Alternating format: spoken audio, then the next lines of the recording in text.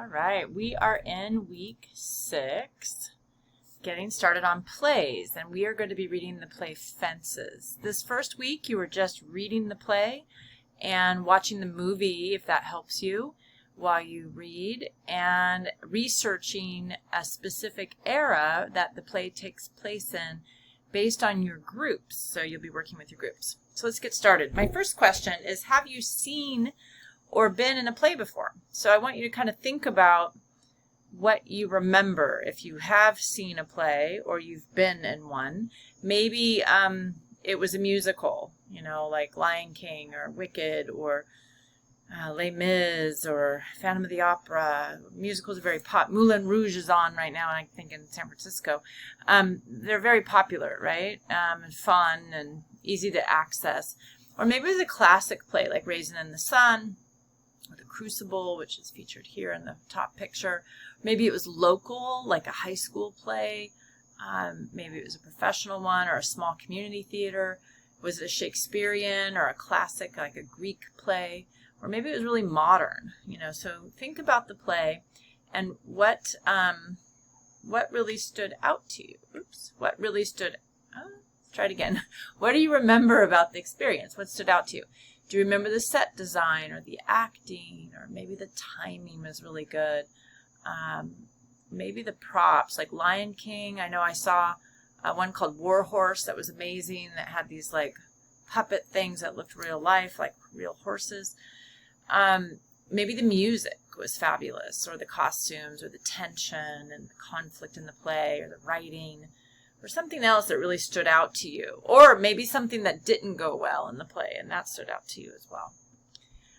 So there are different elements of theater, and this goes all the way back to Aristotle's theory of poetics, and we don't have to memorize this or anything, but we want to know the different areas, so when we actually are writing about the play, or if you choose to do a play review for additional labor, like you go see a play and then write up a review, you can talk about any of these areas. And I'll give you the more modern words to talk about these in a second. So, and this is a picture of August Wilson, who is the playwright, the writer of Fences, the play you are going to see. The movie version is done by Denzel Washington. Was produced by him. But it's almost to the word of the original play, written by August Wilson. So the first thing is, in the element of theater, is action or plot. So there has to be unity of the action. We have to know that, like, all of these parts go together. So once you read or watch Fences more than once, you'll realize that every line of that play, every piece of dialogue, everything that's set up connects to something else in the play. Nothing's wasted. And all the scenes are linked very closely together. And normally the action of the play has some sort of priority over character development. So like when we read a short story, like you get to really know Spurgeon, right? Or really know Tia on a deep level. And we know less about the physical things of the action that's happening. It's kind of hard to know exactly what happened between her and Desi, right? But in a play, we see it, right? It's very visual. So the play becomes, the action of the play or the plot of the play becomes more important than the actual character development. You can't see those characters very close up. They're way far away on a stage, and the plot has to be, like, you know, believable or fun or entertaining in some way. If it's too predictable and you're like, oh yeah, she's gonna get killed, you know, like, it's not interesting, you know. You want it to be something that resonates as far as the plot, like what actually happens. The character itself is developed and evaluated by his or her actions and behavior, the dialogue that they use, the things they say, and their attitudes, and the arc of those, right? So are they a rounded character that kind of starts at one place and ends in another? Or are they flat? That's another word we've talked about, or that, you know, people talk about when talking about theater. Is it a flat character, a character that just sort of doesn't do much? You know, maybe it's like the evil stepmother, right? She's just evil at the beginning and she's evil at the end. Or is this character more dynamic? Do we see another side of this character? So that's something to consider. Also within plays, we hear about tragic heroes or heroines, and their connection or idea to hubris, which just means pride. This is connected originally to the Greek myths and Greek plays, but one of the prompts you're going to see is about questioning that, and that maybe Arthur Miller who wrote The Crucible, also wrote Death of a Salesman, and he's also married to Marilyn Monroe. But he wrote about that he feels like the average man is actually, the average person can actually be a hero or heroine that has the same fall, the same issues that come up, and that they don't have to be royalty. They don't have to be a king or a queen to have that happen.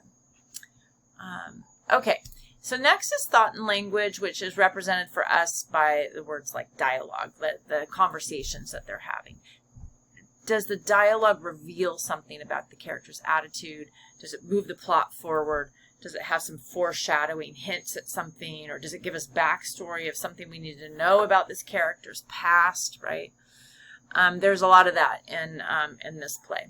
And then maybe there's a monologue. Mono means one or on one's own. And sometimes these monologues can be done as an aside. So they're on stage and they are talking to themselves on the side. The other could be a direct address. So they could be speaking by themselves, but speaking to directly to another character.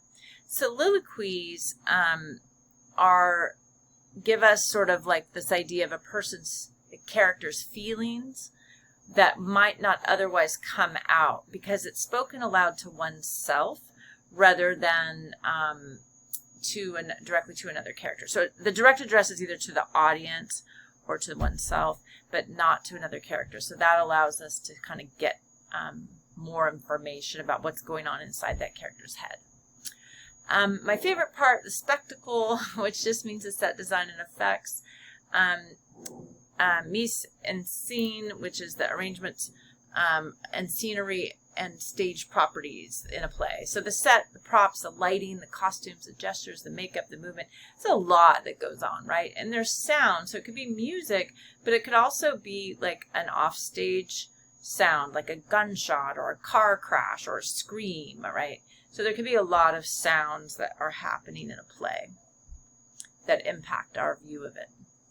So in the lecture, you're going to see that there are these two versions of the same scene. One was from the 1987 version of the play on Broadway by James Earl Jones plays Troy, the main character in the play that you're going to read. And James Earl Jones, you probably know him more as Mufasa or from Lion King, The Voice, or Darth Vader, but he won a Tony Award for this. It had 525 performances and was known as being really like a fabulous production. It's when people first learned about and got to see the play. And then Denzel Washington was very passionate about August Wilson and his cycle of plays and really wanted to revive these. So he was on Broadway, and he and Viola Davis, and they performed in 2010, and it won 3 Tony Awards. The play did, and it was in performance for 13 weeks. You'll notice a lot of differences, and you're going to do this as a discussion post later. So I'm not going to play them now, but it's a discussion post that's really worth having because it really gives you a sense on how much directors and actors interpret a scene. And then there's a little biography about August Wilson. This is also connected to one of the prompts. There's a prompt if you want to go into his background and read about him in depth. You can see the connections in his early life to specifically this play. This play is set in the 1957, though there's references to Troy's early life much earlier and then later life.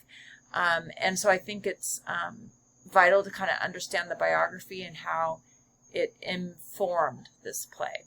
Okay, so that's something you might want to watch and consider. I think it's really interesting and fabulous. He, just as a side note, he left high school because he was accused of cheating on an English test, and because he was black, half black but black, he was,